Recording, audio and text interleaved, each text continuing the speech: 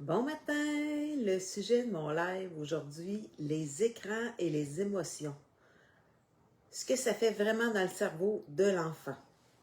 Alors, bonjour à tous, bienvenue sur ma page Facebook. Je suis tellement contente de vous retrouver pour ce live du lundi matin. Mon nom est Nathalie Landry, je suis éducatrice à l'enfance depuis un peu plus que 30 ans et je suis coach en parentalité consciente formée à l'approche Quatre. Ce matin, on parle d'un sujet qui touche pratiquement toutes les familles, les écrans et les émotions. Est-ce que ça vous ressemble? Est-ce que ça ressemble à votre famille? Votre enfant, il regarde une vidéo où il joue à un jeu, il reste calme, il est bien calme, il est absorbé, il est vraiment dans sa bulle. Puis là, vous lui demandez d'arrêter. En quelques secondes, c'est pouf, l'explosion. Il y a des pleurs, des cris, de la résistance totale. Vous vous dites, ben voyons, comment ça qu'il réagit comme ça? C'est juste un jeu, c'est juste un écran. Je vous parle de ça en connaissance de cause. Désolée du bruit, mon chum fait la vaisselle. Je suis maman de deux grands-enfants, dont un garçon qui est passionné de jeux vidéo. J'ai comme pas eu le choix d'apprendre à naviguer dans ce monde-là. Je peux vous dire que quand on comprend ce qui se passe vraiment, ça change tout dans la relation. Ce matin, je vous explique ce qui se passe vraiment dans le cerveau de votre enfant. Puis pourquoi cette réaction-là est beaucoup plus profonde qu'on pense.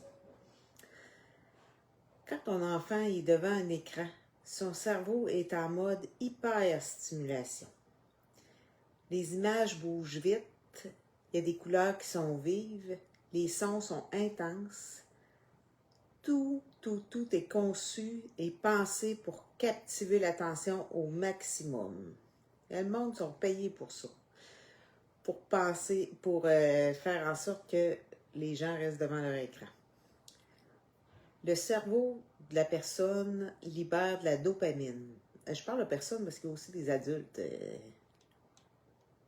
qui sont comme ça, en fait, la plupart. Le neurotransmetteur du plaisir. La dopamine, c'est le neurotransmetteur du plaisir et de la récompense. C'est la même molécule qui s'active quand on mange quelque chose qu'on aime, quand on reçoit un câlin, mais en beaucoup plus intense puis beaucoup plus rapide.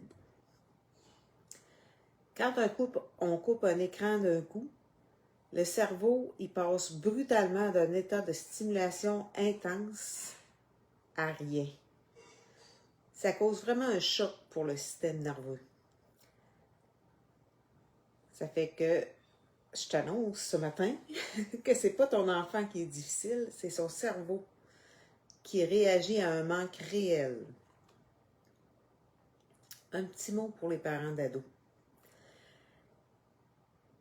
C'est encore une autre réalité. Il y a beaucoup de jeux qui se font en ligne en temps réel, avec des coéquipiers partout dans le monde.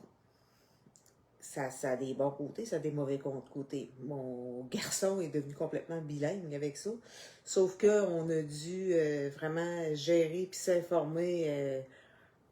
On ne voulait pas qu'il devienne accro non plus, sauf que c'est vraiment une passion pour lui. Fait qu'on a voulu doser, puis on a voulu aller comprendre.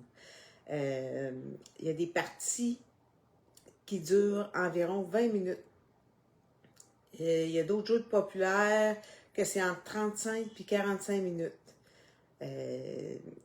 C'est tout simplement impossible d'appuyer sur pause quand quelqu'un vient te déranger ou autre.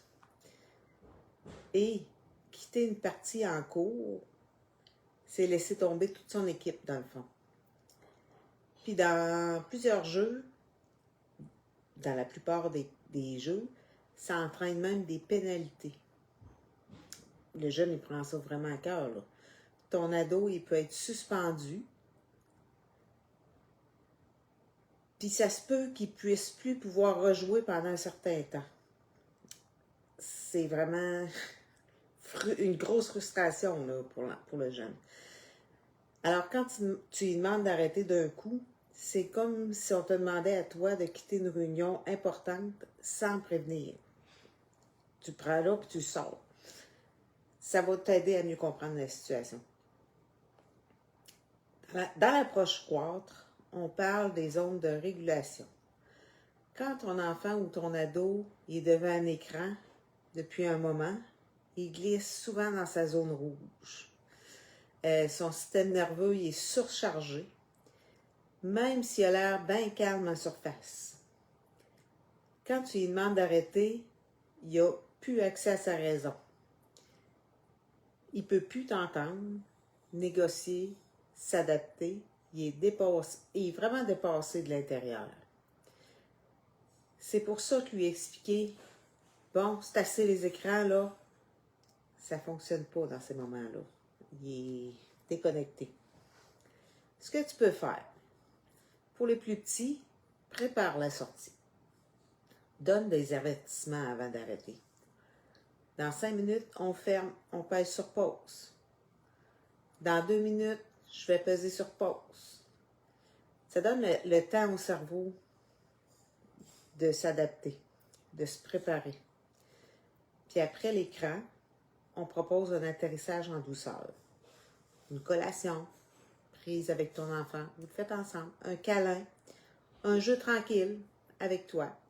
Dans le fond, t'aides son système nerveux à redescendre progressivement. Pour les ados, la connexion est encore plus importante. T'essayeras ça. Environ, mettons, 1 heure avant le souper, va voir ton ado et dis-y. On mange dans 1 heure. Ah, tu commences une game. À quoi tu joues aujourd'hui? On s'intéresse, on fait une connexion. On s'intéresse à son monde, à ce qu'il vit. Là, tu poses un cadre sans contrôler. Tu repars en disant, je m'attends à ce que tu gères ton temps. Je reviens te voir dans 45 minutes. Amuse-toi bien. Ton jeune, il sait ça dure combien de temps environ une game. Fait que s'il voit qu'il a le temps de faire 2 games, ben il va faire 2 games, puis après, en principe, ça se peut qu'il se risque pour une 3e, là. On verra ce qu'on fait après. Donc, on montre à l'enfant à gérer son temps. Ce petit geste, c'est vraiment une connexion pure.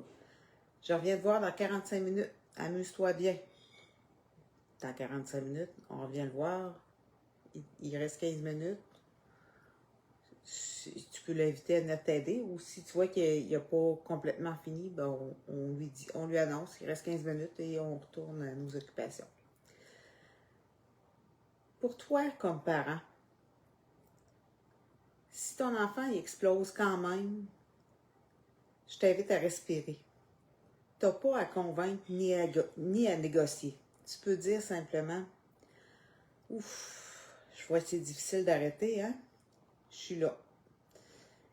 Tu tiens bien ta place de guide solide, calme et stable. Pour terminer, les écrans, en fait, c'est pas des ennemis. Il faut se dire qu'on est en 2026 quand même. Là. Mais comprendre ce qu'ils font sur le cerveau de ton enfant, ça change tout dans la façon dont on gère ces moments. Moi, ça que tu me dises en commentaire, c'est quoi qui est le plus difficile pour toi quand vient le temps de fermer les écrans? Là-dessus, je te laisse. Je te souhaite une merveilleuse semaine. On se revoit lundi prochain pour un prochain live. Bye bye!